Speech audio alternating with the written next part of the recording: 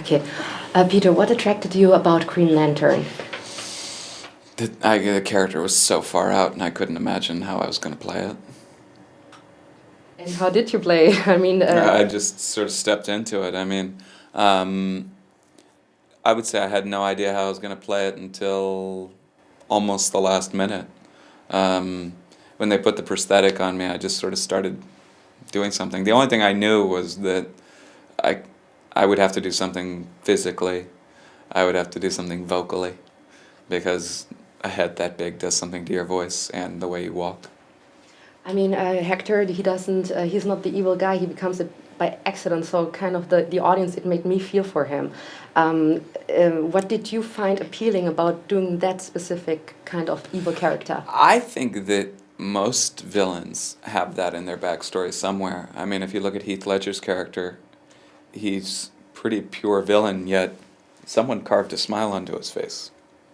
So, implicit in every villain is that they have a reason for being that way. And in this one, you just got to sort of see the story that goes with it. But the most fun part of the character for me was after the setup, once I was in the mask. Doing a screen adaptation of a comic is always a risky business because fans are so into it. They either love it or hate it later on. Were you at all nervous about the whole thing? No.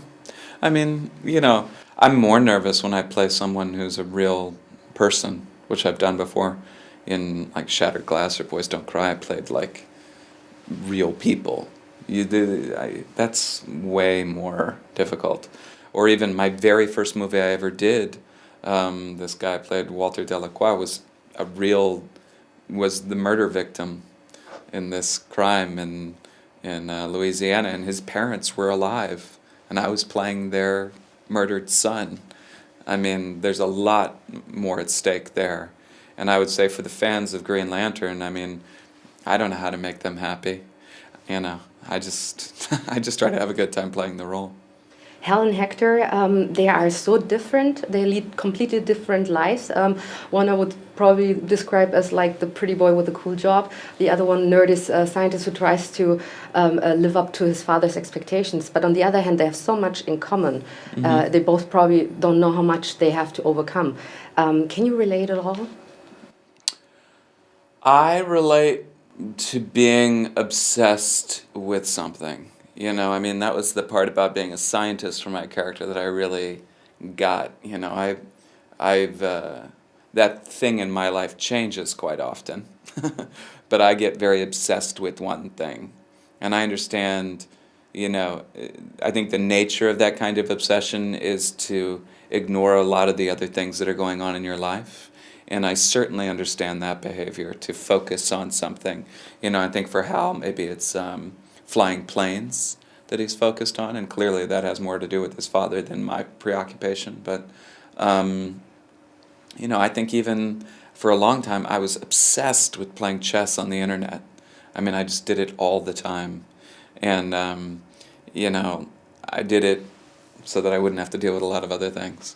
And I think that my character's job is like that. How was it to work with Ryan and Blake? I acted with them so little in the movie. I mean, most of the work I did was with Tim and Angela, but they were both great. I mean, they're both... it's very difficult to stay kind of focused in a movie like this. It's so sprawling, it goes on forever, the setups take so long, and they both seemed really fresh and eager to play, which is what, you want from your fellow actor. Thank you. Yeah. I'll see you later on the red carpet. Absolutely.